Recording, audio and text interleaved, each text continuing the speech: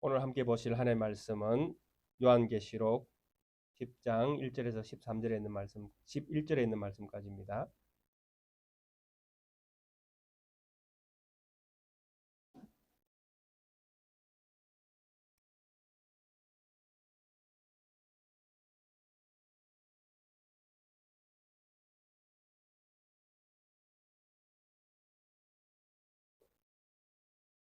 계시록 10장 1절에서 11절에 있는 말씀까지 함께 한 목소리로 합독하겠습니다.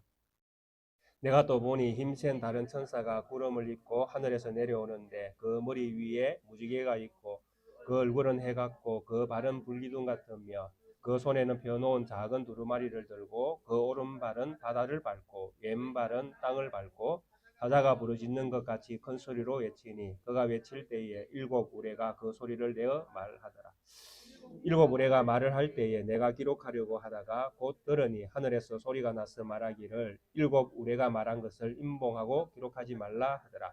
내가 본 바 바다와 땅을 밟고 서 있는 천사가 하늘을 향하여 오른손을 들고 세세토록 살아계시니 곧 하늘과 그 가운데에 있는 물건이며 땅과 그 가운데에 있는 물건이며 바다와 그 가운데에 있는 물건을 창조하신 이를 가리켜 맹세하여 이르되 지체하지 아니하리니 일곱째 천사가 소리내는 날 그의 나팔을 불려고 할 때에 하나님이 그의 종 선지자들에게 전하신 복음과 같이 하나님의 그 비밀이 이루어지리라 하더라.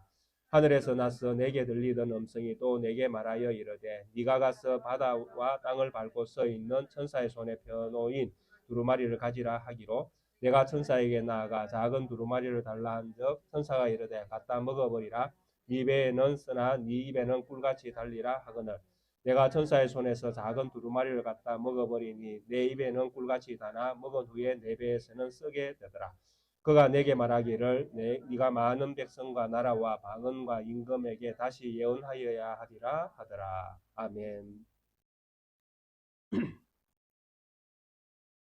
9장에서 다섯 번째 천사가 나팔을 불었고 또 여섯 번째 천사가 나팔을 불면서 팔레스타인 땅, 즉 유대인들이 사는 그 땅에 일어날 재앙에 대한 심판의 말씀들을 우리가 살펴보았습니다.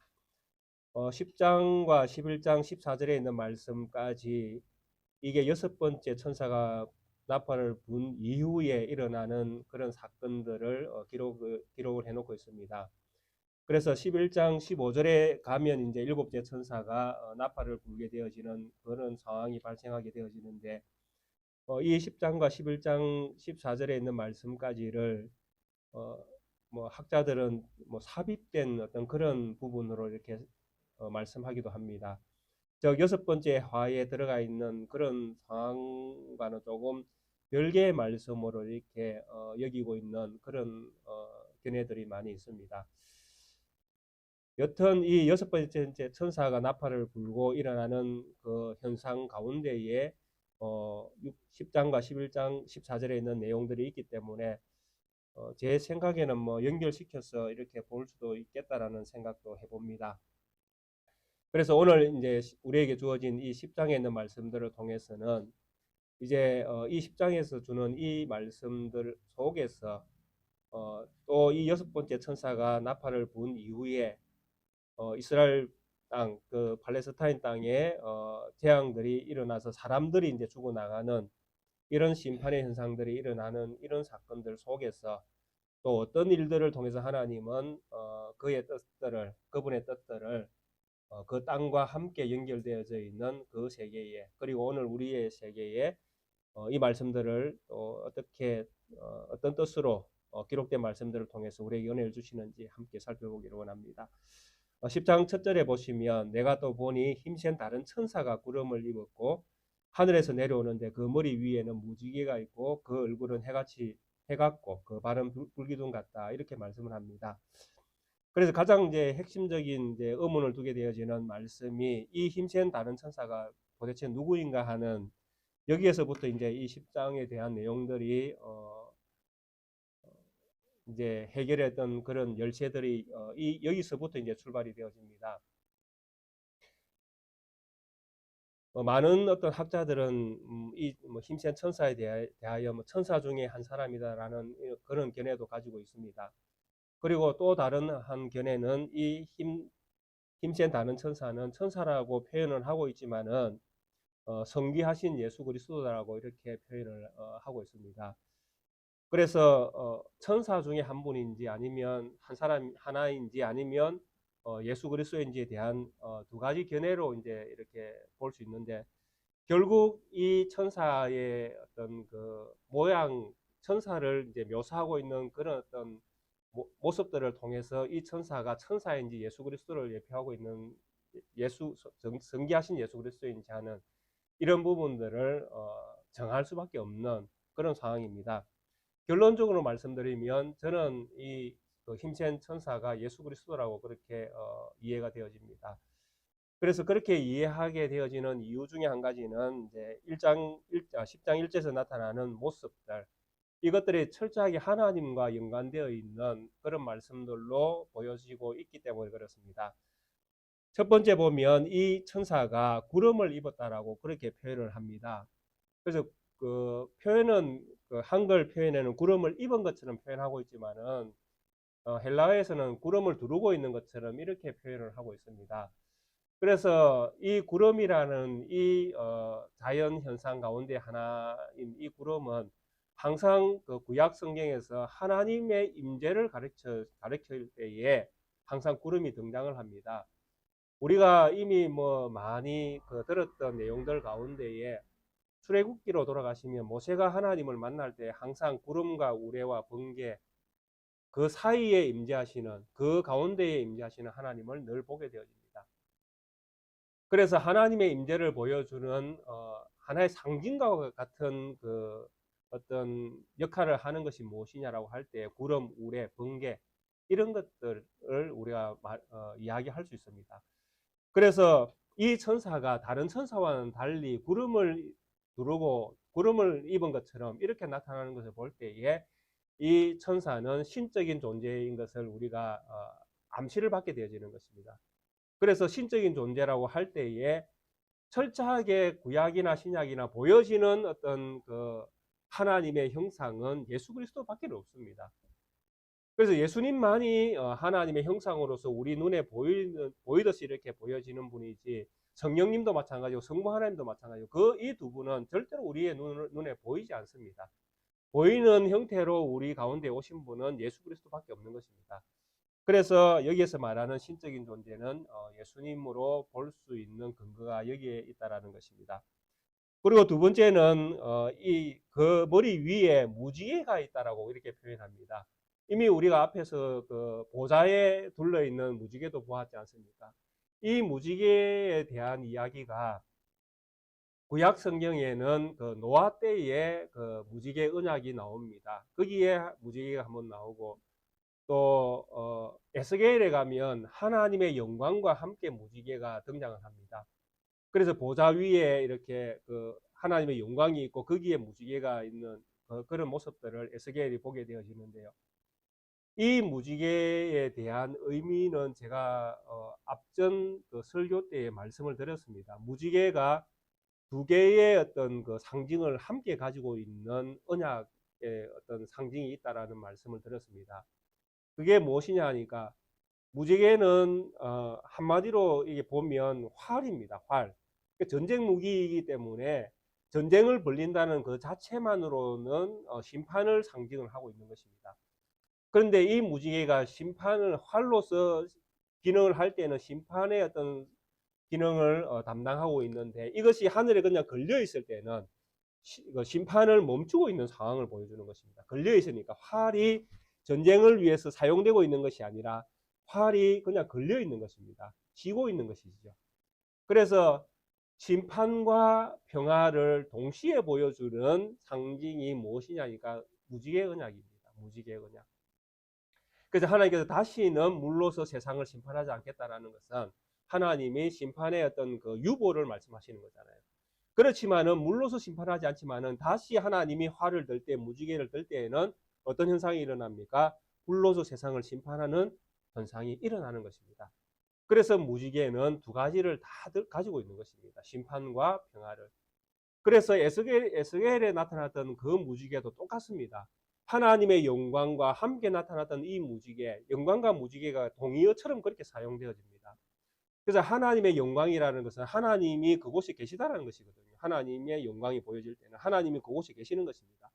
근데 이 하나님의 영광이 에스겔 시대 때 어디로 가시는가 하면 하나님의 영광이 바벨론으로 포로로 잡혀갑니다.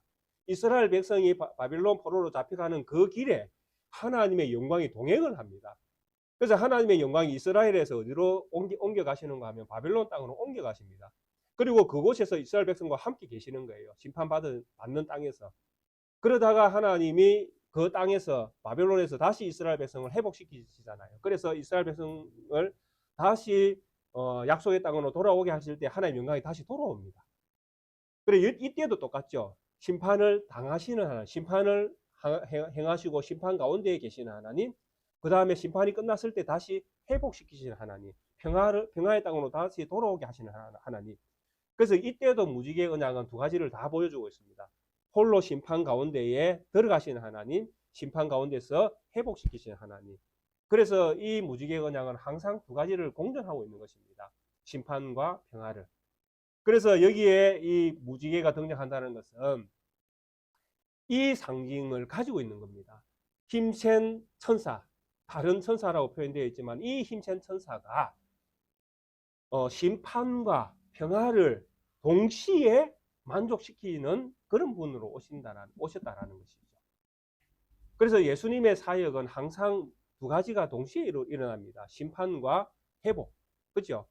십자가가 그걸 보여주지 않습니까? 죄 지은 자는 반드시 죽는다. 그런데 죽는 것으로 끝이 나는 것이 아니라 예수 그리스도가 죽음으로 말미암아 예수 그리스도를 믿는 자는 어떻게 되어집니까? 살아나는 일이 일어나거든요. 그래서 십자가는 항상 두 가지 다 공존하고 있거든요. 죽음과 사는 것. 삶과 죽음이 공존하는 유일한 자리가 어디냐니까 십자가입니다. 십자가. 그래서 우리가 십자가를 사랑할 수밖에 없는 거예요. 내 죄가 십자가에서 못 박혀지고 그리고 내가 새로운 사람으로 다시 태어나고 그렇게 우리의 신분을 바꿔주는 자리가 십자가라는 자리거든요. 그래서 이것을 보여주는 것이 무지개고 또 무지개 언약이고 또 여기에 무지개를 둘러선 힘센 천사가 누구인가를 우리에게 말해주는 상징으로 쓰여지고 있는 것입니다. 그래서 무지개가 가지고 있는 이런 언약적 의미를 이루는 분이라고 할 때에 도대체 누구냐? 천사 가운데 그 일을 담당할 사람이 있느냐라고 할 때에 없죠.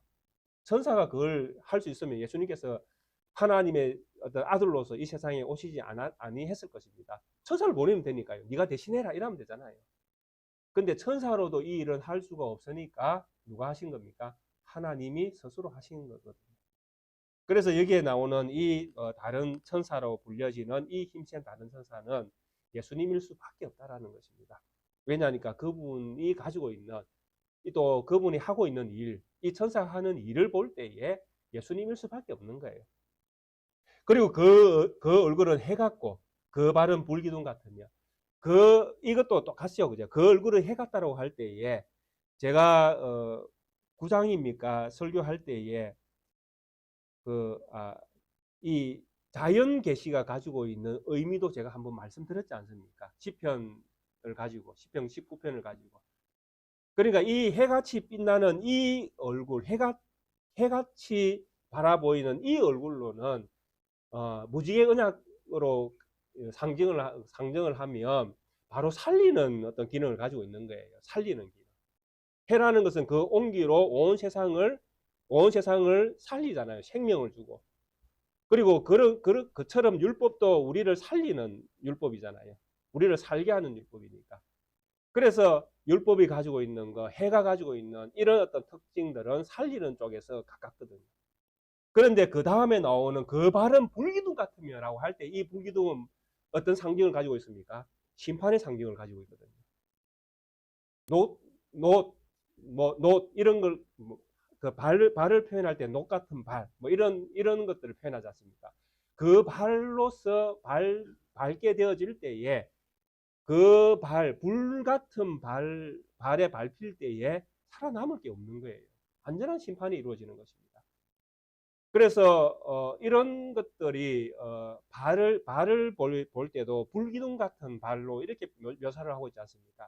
이런 것들이 철저하게 물론 심판의 어떤 의미를 담고 있지만은 철저하게 하나님의 임재를 보여주는 그런 상징어들이거든. 이 언어 자체가 우리가 잘 알고 있는 그 출애굽의 사건들을 우리가 딱 기억하면 첫 번째 구름을 입었다는 것과 마지막에 그 발이 불기둥과 같다라는 이 표현 속에서 우리는 누구를 상징할 수밖에 없는가 하면 하나님을 상징할 수밖에 없습니다. 왜냐하니까 광야로 이스라엘 백성을 이끌어 가시는 그 하나님이 낮에는 무슨 기둥으로?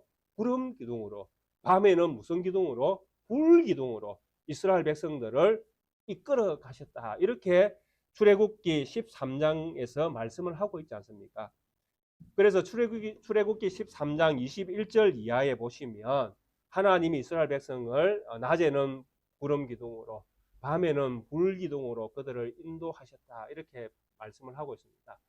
그래서 그때의 이스라엘 백성을 이끄신 분이 구름 기둥으로 불 기둥으로 이스라엘 백성을 인도하신 분이 하나님이시라면 여기에 등장하는 구름을 입었던 분, 발이 불기둥과 같은 이분을 우리는 누구라고 생각할 수밖에 없습니까? 하나님으로 생각할 수밖에 없는 것입니다. 그래서 이 하나님이 도대체 누구냐라고 할 때에 보여지시는 하나님, 우리에게 나타나시는 하나님, 그 하나님은 예수 그리스도일 수밖에 없는 것입니다. 그래서 이 10장 1절에 나타나는 이런 여러 가지 상징어들을 통해서 보여지는 이 힘센 다른 천사는 하나님으로 오신 예수 그리스도라고 그렇게 믿어지는 것입니다. 그래서 이 천사를 힘세다라는 이런 표현을 먼저 쓰고 있는 것을 볼 때에 아마 이분이 이제 이제 해야 될 일들을 이제 생각을 이제 우리가 할 수 있게 되어지는 것입니다. 힘이 세다라고 할 때에 왜 힘이 세다라는 그런 표현을 쓰겠습니까?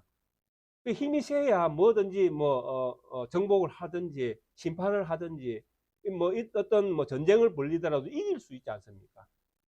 그래서 힘이 세다라는 여기서 힘 세다라는 것은 물리적인 힘을 이야기하거든요. 거기 사람이 딱 보기에 덩치가 딱 있는 사람들 딱 보면 와, 또 힘 좀 쓰겠네 이런 표현들을 하지 않습니까? 그러니까 이 천사를 딱 보는 순간에 정말 힘이 세다라는 그런 느낌을 다 받는 거예요. 누가? 요한이 천사를 보는 순간에 아, 이분 힘 좀 쓰겠다라는 느낌을 다 받는 겁니다. 그렇다면 이분이 앞으로 어떤 일을 한다라는 이야기입니까? 이 힘으로 그분이 하실 일들을 해내는데 제가 볼 때는 심판의 일이 가까운 거예요. 만약에 하나님이 사랑의 하나님이시다 이렇게 이 천사가 사랑이 많은 천사의 모습 이렇게 이 천사를 표현하면 이 천사가 어떤 일을 한다라는 이야기로 들려질 수 있습니까? 사랑을 많이 한다라는 이야기로 들려질 수 있잖아요. 근데 이 천사가 힘센 천사라고 그렇게 표현하니까 힘으로는 무너뜨리고 깨뜨리고 파괴하고 심판하고 이런 일들을 우리가 생각할 수밖에 없는 겁니다.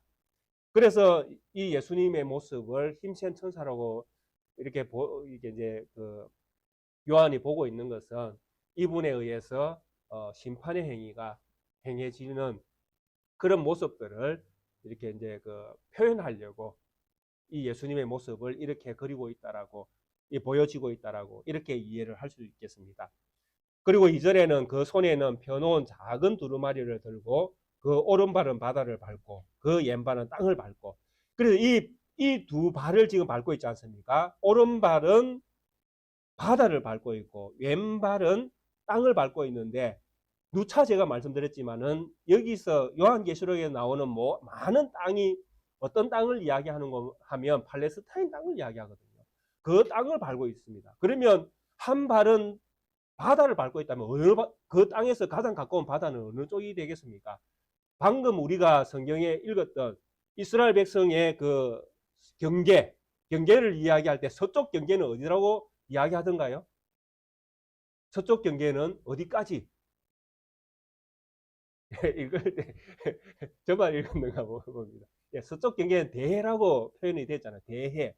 이 대해가 지중해를 이야기하거든요. 지중해. 팔레스타인 땅 쪽에서 볼 때 대해는 지중해거든요. 그러니까 그 지중해 쪽 너머에 누가 있습니까? 유럽이라든지 그 다른 이제 나라들이 있는 게 로마 이런 나라들 그쪽에 다 있지 않습니까?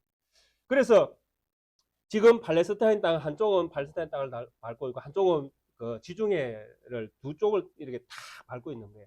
근데 이 두 발로 밟고 있는 이 발이 모습이 어떤 발의 모습이 어떻습니까? 불기둥인 거예요. 그렇죠? 불기둥 같은 발로서 땅을 양쪽을 다 밟고 있는데 그렇다면 이 양쪽을 다 어떻게 한다는 이야기입니까? 심판한다는 이야기가 가깝죠. 왜냐 불기둥의 역할이 그러니까요. 이분의 힘센 역할이 그러니까요. 궁극적으로는 온 세상을 다 심판하는 권세를 가지고 계신 분이잖아요. 이분이. 예수 그리스도가 마태복음 28장에 성천하실 때 땅과 하늘의 모든 것을 내가 가졌으니 이렇게 스스로 하나님으로부터 부여받은 그분의 신분에 대하여 말씀하지 않습니까? 그분의 어떤 내가 도대체 누구냐? 하늘과 땅의 모든 권세를 가진 자다. 이렇게 자기 자신을 그렇게 표현을 하지 않습니까? 그래서 장차 이 힘센 천사로 오신 예수 그리스도, 그렇게 보여지는 예수 그리스도에 의해서 팔레스타인 땅과 지중해 이 로마까지 다 이분의 심판을 받을 수밖에 없는 상황 가운데서 뭘 보여주시고 있는 것입니다. 그런데 문제는 뭐냐 하니까 이분의 손에 펴 놓인 작은 두루마리가 있다라는 표현을 쓰고 있습니다. 그래서 이 표현도 상당히 이견이 많은 표현이거든요.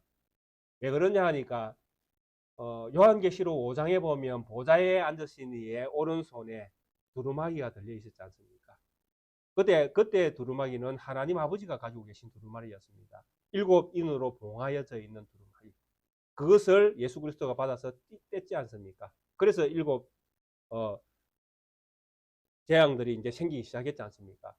그래서 이런 어떤 재앙들이 인이 뗄 때마다 재앙이 생겼고 나팔이 불려질 때마다 재앙이 생겼던 그런 어떤 두루마리가 있었는데 오늘 새롭게 이제 두루마리가 또 등장한 것입니다. 이런 어떤 천사의 손에 펼쳐져 있는 작은 두루마리가 있는 거예요. 아버지 손에 있던 두루마리는 그냥 두루마리였는데 지금 예수님 손에 들려있는 이 두루마리는 작은 두루마리라는 이야기를 표현을 쓰고 있습니다. 그래서 많은 학자들이 왜 여기서 이견이 생기는가 하니까 5장에 있던 하나님 아버지의 손에 들렸던 두루마리와 예수님 손에 들렸던 이 두루마리가 동일한 것인지 아니면 다른 것인지에 대한 이견이 이제 많아지는 것입니다. 그래서 요한계시록을 전공했던 이제 신학자들 있지 않습니까? 부산에서는 대표적인 게 이제 고신대 이제 송 교수님 같은 분 이런 분들의 책들을 읽어보니까 동일한 걸로 이렇게 보고 계시더라고요. 그러니까 오른손에 들려있는 책과 그게 아버지가 들고 있는 책과 아들이 들고 있는 책은 똑같은 책이다. 물론 그 내용은 무엇이다? 요한계시록이다. 이렇게 이해를 하고 있습니다. 그렇게 이해를 하고 있는데 저는 이 이해의 이견을 저는 선택을 합니다. 저는 이제 다른 책으로 이렇게 이야기합니다. 왜냐하니까 같은 책 같으면 아버지 손에 있는 책을 그 아들이 들었다라는 표현을 쓰면 훨씬 우리가 이해하기 좋을 것 같은데 그냥 두루마리라 하지도 않고 그냥 작은 두루마리라는 표현을 또 다른 표현을 쓰고 있습니다. 그래서 아버지가 들고 있던 책은 두루마리고 아들은 들고 있던 책은 작은 두루마리라는 이 표현을 쓸 때에 내용상 동일한 내용의 어떤 그 관점들을 가지고 있을 가능성은 있지만 심판의 내용들이니까요. 그런 내용들을 가지고 있지만은 아버지가 가진 책과 아들이 가진 책은 동일한 책으로는 저는 잘 보여지지 않는다라는 것입니다.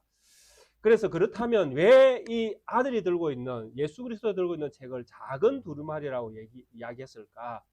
그래서 이 이야기를 했던 이유는 바로 제가 말씀드렸던 힘센 천사로 나와 등장했던 이 천사의 모습 속에서 이 작은 두루마리 책의 내용이 결정이 되어진다고 보여집니다.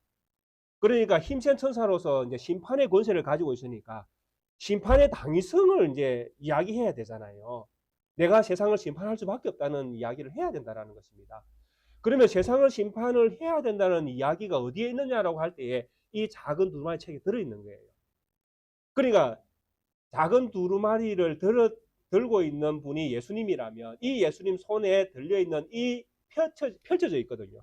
이미 개봉되어 있습니다. 개봉 박두가 아니라 개봉이 됐습니다. 개봉이 된 이 책이 펼쳐져 있다는 것은 이미 이제 다 드러났다는 이야기고, 드러난 이것 때문에 예수님의 사역이 이제 심판을 할 수밖에 없는 사역입니다. 그러면 왜 심판하느냐라는 이제 내용이 여기에 있어야 되는 것이죠. 그래서 이 내용이 무엇이냐라고 할 때에 저는 그렇게 보는 것입니다. 육신으로 오신 예수 그리스도를 이 세상이 버렸다라는 내용이 이 책 속에 들어있다고 보여지는 것입니다. 세상을 심판할 수밖에 없는 이유는 무엇입니까? 세상이 악하잖아요. 그러면 악하다는 증거가 무엇입니까? 하나님의 아들을 죽이는 거잖아요. 세상이 하나님의 아들을 죽이는 것보다 더 악한 일은 없습니다. 제가 볼 때. 최고의 악질이 최고로 거룩하신 분을 세상에서 없애버리는 것입니다. 그러니까 이 세상은 거룩이 없어지는 것입니다. 그러니까 세상은 심판을 당할 수밖에 없죠. 소돔과 고모라 성이 심판당한 이유는 명확합니다. 무엇이 없기 때문에? 그 성에 의인이 없기 때문에. 예루살렘 성전이 왜 망할 수밖에 없습니까? 그곳에 의인이 없기 때문에. 그는 성경이 말하는 철저한 관점입니다. 그래서 스데반 집사도 어디에서 돌을 맞아 돌아가셨습니까?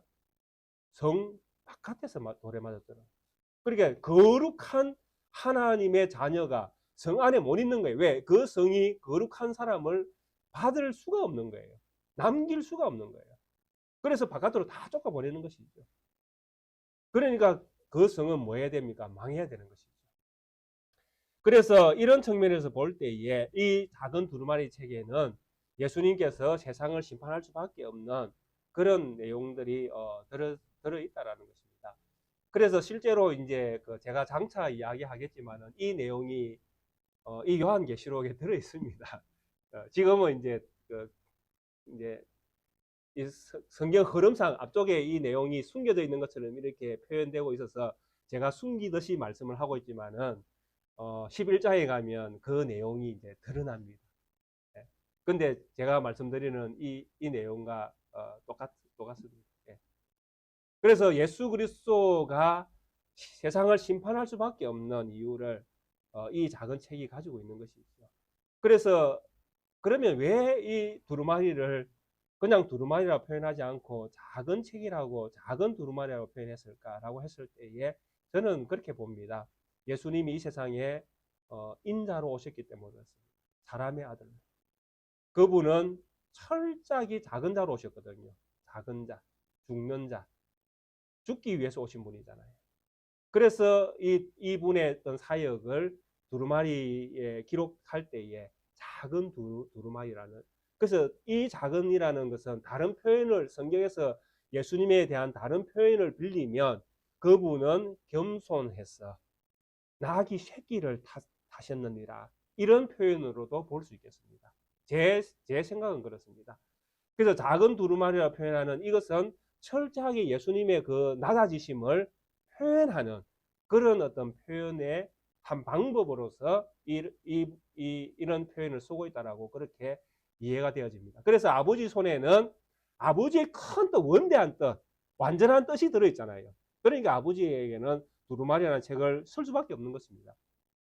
그런데 예수님에게는 작은 두루마리 표현을 쓰신 것은 이분의 사역 자체가 낮은 자로서 겸손하게 또 세상을 구원하기 위해서 자기 자신을 비어서 종의 형체를 입는 분으로 오셨기 때문에 그분의 사역을 보여주기 위해서 작은 두루마리라고 이렇게 쓰고 있는 것처럼 그렇게 저는 이해가 되어집니다.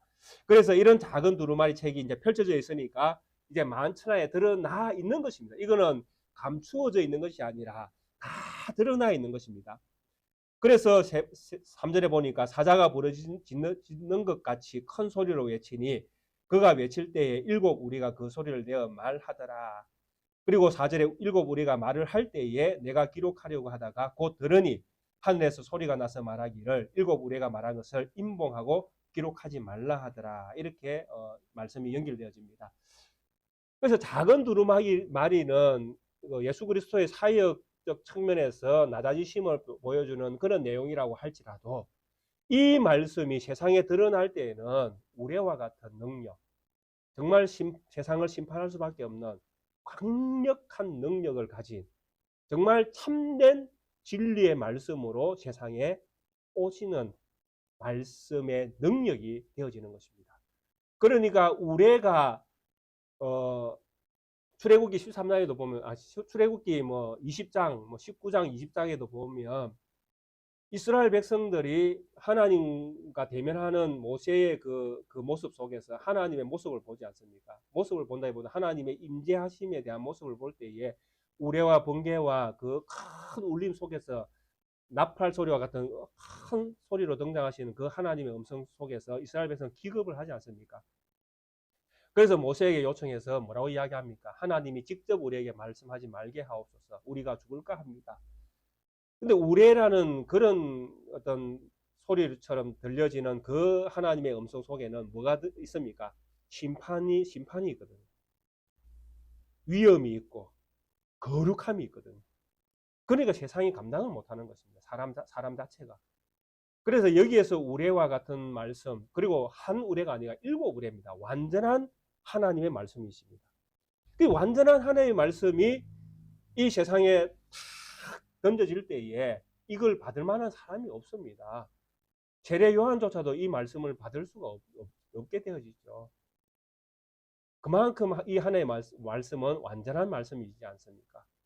그래서 완전한 이 말씀은 말씀으로 말미암아 사람을 죽이는 능력이 있거든요. 왜? 거룩하지 못하니까. 그러니까 이렇게 나오는 그분의 음성으로 들려지는 이 말씀을 우레라는 표현을 쓸 수밖에 없는 것입니다. 그만큼 위험이 있는 거예요. 위험만 있습니까? 바로 사람을 죽일 수 있는 능력도 있습니다. 그러니까 그런 어떤 능력의 말씀이 탁 던져지니까 그 모습, 말씀이 오는 그 모습을 보니까 사자에 부르짖는 것 같다. 이런 표현을 쓸 수밖에 없는 것입니다. 사자가 울부짖을 때는 죽었다라고 우리는 보아야 되는 것입니다. 그 순간 죽었다라는 그런 어떤 느낌을 받을 수밖에 없는 것입니다. 그만큼 사자의 울음소리는 세상의 모든 짐승들을 두렵게 할 수밖에 없는 울음이거든요. 그런 울음과 같은 그런 어떤 두려운 어떤 소리가 이제 7우레와 같은 이런 소리가 그 하늘로부터 이제 뭡니까 이 작은 천사로 이제 힘센 다른 천사로 불려지는 이분에 의해서 펼쳐진 그 내용들이 세상에 드러날 때에 그런 위험을 가질 수밖에 없는 것입니다. 그래서 우리는 예수님이 낮은 모습으로 낮아지신 모습으로 종의 어떤 형체를 가지고 세상에 오셨기 때문에 그분은 우리와 별반 다를 것이 없다. 이렇게 우리가 이해할 어떤 그런 어떤 분과는 차원적으로 다른 분임을 우리가 이해를 해야 된다는 것입니다. 비록 그분을 성경이 작은 두루마리에 기록되어져 있는 내용을 성취하시는 분처럼 그렇게 그분의 낮아지심을 우리에게 표현한다 할지라도 그분은 존귀하신 거룩하신 하나님이다라는 것. 그래서 그분의 말씀 한마디 한마디에 세상은 두려워 떨 수밖에 없고 그리고 그 말씀이 가지고 있는 그 엄청난 그 능력 앞에 모든 만물들은 입을 닫아야 되는 그런 자기 자신의 연약함을 알아야 된다는 것입니다. 그래서 일곱 소리가 이제 7우레와 같은 이런 말을 할 때에 요한은 이제 그 내용을 이제 알았다라는 것입니다. 왜냐하니까 우레와 같은 소리로 들려지는 그 말씀을 요한은 깨달았기 때문에 이해했기 때문에 기록도 가능했다라는 것입니다. 그래서 요한이 얼른 기록을 하려고 하는데 뭐라고 이야기합니까? 하늘에서 7우레와 같은 말하는 그 내용을 봉인해라, 감추어라, 닫아라, 기록하지 마라 이런 음성이 들렸다라는 것입니다. 자, 앞에서 제가 말씀드렸죠. 그분이 왜 무지개 모습으로 불기둥과 같은 모습으로 하나는 땅을 밟고 하나는 바다를 밟고 왜 그런 모습으로 오셨는가? 그분의 두루마리 책에 작은 두루마리에 서 있는 그 내용이 무엇이냐? 결국 그분의 사역을 통해서 그분을 거부한 그 땅을 그분이 심판하겠다라는 내용이 그 속에 들어있다라는 것입니다. 근데 그런 내용은 이미 펼쳐져 있는 것입니다. 알려져 있는 내용입니다. 그런데 알려져 있는 그 내용을 알려지지 못하도록 다시 닫아버리라라고 그렇게 이야기를 합니다. 이것은 엄청난 경고의 메시지를 그 땅에 있는 사람들, 그 바다에 있는 사람들에게 던져주는 그런 역할을 합니다. 자, 하나님의 말씀이 우리에게 들려집니까? 닫혀 있습니까? 라고 할 때에 우리는 당연히 들려집니다라고 우리는 그렇게 고백을 할 수밖에 없습니다. 근데 만약에 하나님의 말씀이 우리에게 들려지지 않는다라고 하면 가정을 그렇게 할 수 있다라는 것입니다. 만약에 하나님의 말씀이 우리에게 들려지지 않는다라면 우리에게 어떤 현상이 지금 일어나고 있는 것입니까? 하나님의 말씀이 내게 들려지지 않는 현상은 내가 하나님의 말씀으로부터 감추어지고 있다라는 이야기가 되어집니다. 그래서 지금 이미 우레와 같은 일곱 우레와 같은 음성을 통해서 말씀은 개봉이 되어졌는데 이미 이 힘센 천사의 그 손에 들려져 있는 작은 두루마리는 이미 펼쳐져 있습니다. 드러나 있습니다. 펼쳐졌다는 것은 누구나 볼 수 있고 읽을 수 있다는 내용이잖아요. 그렇게 되어져 있는 내용인데도 불구하고 땅과 바다를 밟았던 그분이 닫아버리겠다라는 이 내용은 그분의 사역과 일치가 되는 거예요. 즉 심판하겠다는 내용과 일치가 된다라는 이야기입니다. 왜? 그 사람들에게는 말씀을 안 주겠다는 이야기거든요. 그 땅에는 내 계획과 내가 심판하겠다는 이야기도 아예 안 하겠다는 이야기입니다. 그럼 뭐 하겠다는 이야기입니까? 그냥 심판하겠다는 이야기입니다. 그냥 살짝 가서 그냥 없애버리겠다는 이야기입니다. 경고의 메시지 없이 바로 하나님 운동에도 보면 그런 룰이 있지 않습니까? 반칙을 한번 하면 그냥 경고를 주지 않습니까? 한 번 더 하면 안 된다라는 메시지를 주지 않습니까? 그러고 한 번 더 하게 되어지면 회장 가라 이제 집에 이렇게 이제 끝을 내지 않습니까? 그래서 경고라는 것은 항상 대비할 수 있는 기회를 주는 거거든요. 기회를 제공하는 것입니다. 준비할 수 있고 조심할 수 있고. 근데 지금 이 힘센 천사가 가지고 있는 이 두루마리 이 내용이 개봉이 됐는데도 불구하고 경고조차 없이 닫아버리는 이런 현상을 하겠다는 것은 말씀을 아예 닫아버려서 그 땅으로 하여금 기회조차도 없애겠다는 그 말씀입니다. 그래서 우리가 잘 알고 있는 마태복음 13장에 보면 그 비유의 말씀을 예수님께서 많이 하셨지 않습니까? 그러니까 제자들이 궁금해가지고 예수님께 물었지 않습니까? 왜 말씀을 많이 하시긴 하시는데 비유로 다 말씀하십니까? 이렇게 제자들이 질문할 때 예수님께서 뭐라고 말씀하셨습니까? 듣는 자에게는 더 들리게 하고 듣지 못할 자들에게는 안 들리게 하려고 비유로 말씀하신다. 이렇게 예수님께서 비유로 말씀하시는 뜻을 가르쳐 주셨지 않습니까?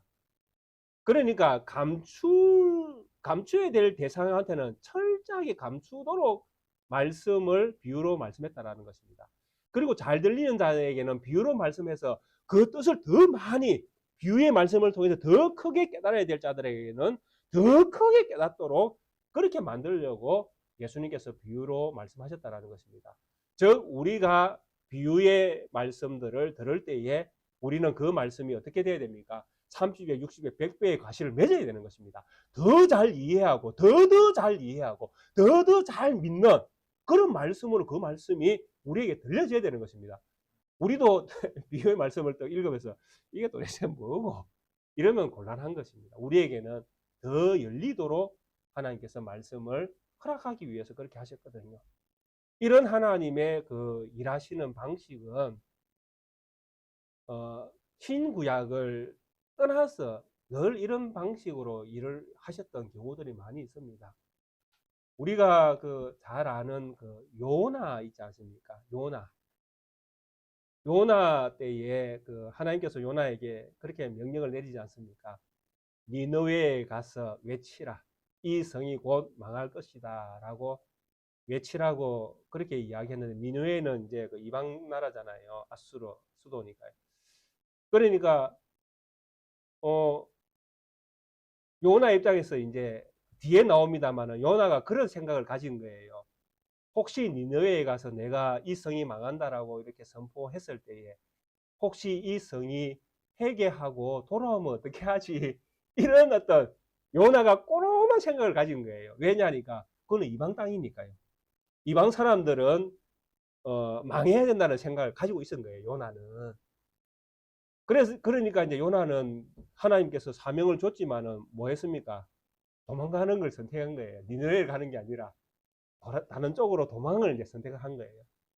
그래서 바다를 건너가다가 어떻게 됐습니까? 풍랑을 만나서 이 풍랑이 누구로부터 말미암아 일어났는가? 요나가 딱 지목이 되고, 그래 요나가 바다에 탁 빠지니까 큰 물고기에 와서 요나를 탁 잡아먹어버리고, 그리고 요나가 물고기 뱃속에 들어갔을 때 이제 생사하복을 주장하시는 하나님을 깨닫게 되어지고, 그래서 하나님이 회개하고, 그러니까 물고기가 요나를 푹 뻗어리니까 그 요나가 이제 다시 묻죠. 어떻게 해야 됩니까? 니네에 가서 외치라 하니까 예. 그때서 예 하고 가잖아요. 그 니네에 가서 외치니까 40일 동안 외치지 않습니까? 이 성 망한다고 외치니까 니네에서 어떤 현상이 일어났습니까? 회개하고 난리가 난 거예요. 막 돌아오는 거예요. 백성들이. 그러니까 요나가 화가 난 거예요. 내가 옛날에 이런 일이 일어날 줄 알고 내가 도망갔지 않습니까? 왜 하나님, 내가 이럴까봐 내가 도망갔지 않습니까? 하나님 도대체 왜 이런 일을 하십니까? 라고 요나가 막 하나님이 하시는 그 일에 대해서 완전히 막 단계를 들고 막 하나님 이제 자기의 이 질문에 어떻게 대답할 건가 하고 막 동쪽으로 올라가가지고 막 하나님의 대답을 기다리고 있을 때에 뭐 햇빛이 하도 이제 세게 내리쬐니까 그늘이 없어서 죽을 것 같잖아요. 근데 하나님이 요나를 덮으려고 박능구를 딱 준비해 주셨지 않습니까? 그게 요나가 너무 좋은 거예요. 자기가 준비하지 않는 박능굴이 딱 생겨서 뭐 그늘을 피하게 되어지니까 너무 좋은 거예요.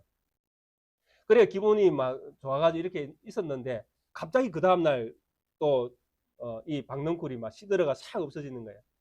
그러니까 요나가 또 막 불평불만 하지 않습니까?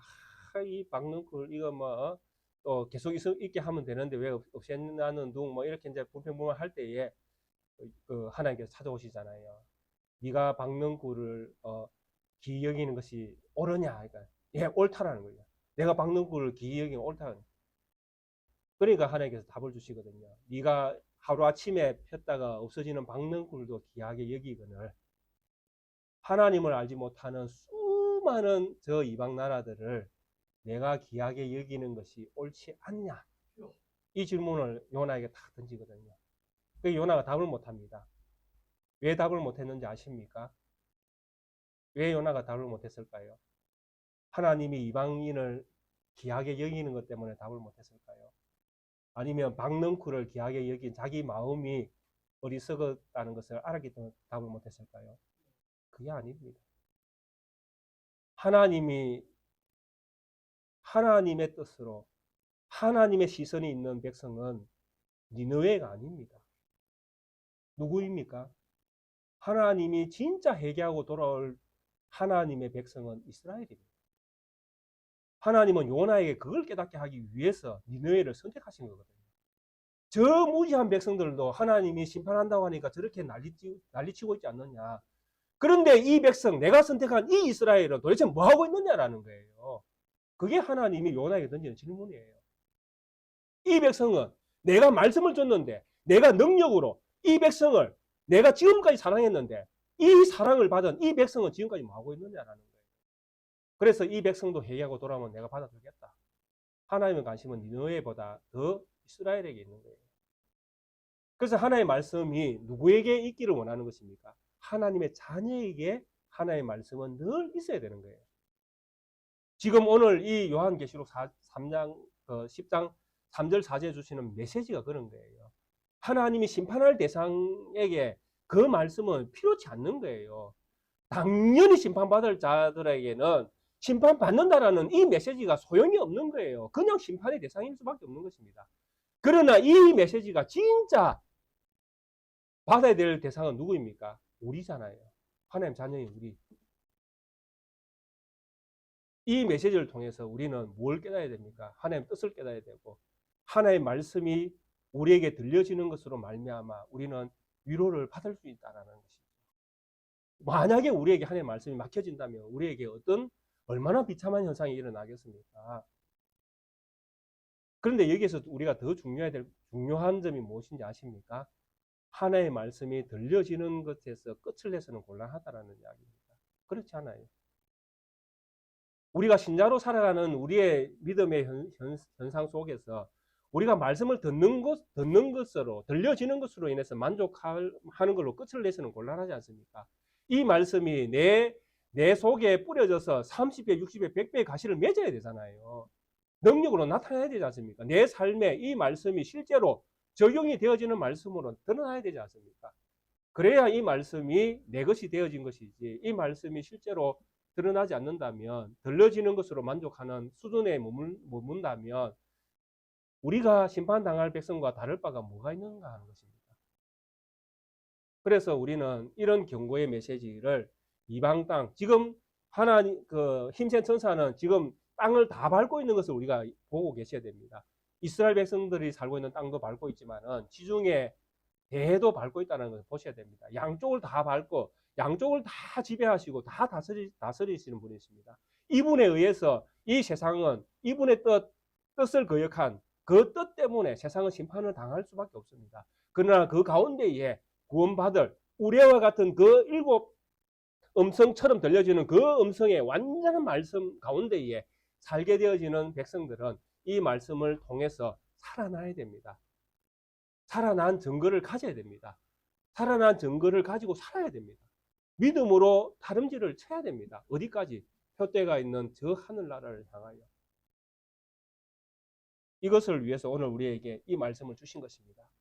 그래서 이 말씀을 이루실 분은, 사실 이렇게 해서 이 말씀을 끝까지 이루실 분은 우리가 아니라 그분 뜻대로, 이 힘센 다른 천사가 그분의 뜻대로 이 말씀을 반드시 이루어내실 것입니다.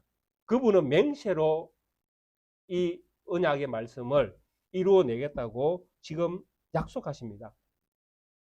5절과 6절에 보면 내가 본 바 바다와 땅을 밟고 서 있는 천사가 하늘을 향하여 오른손을 들고 세세토록 살아계시니 곧 하늘과 그 가운데에 있는 물건이며 땅과 그 가운데에 있는 물건이며 바다와 그 가운데에 있는 물건을 창조하신 이를 가리켜 맹세하여 이르되 지체하지 아니하리니.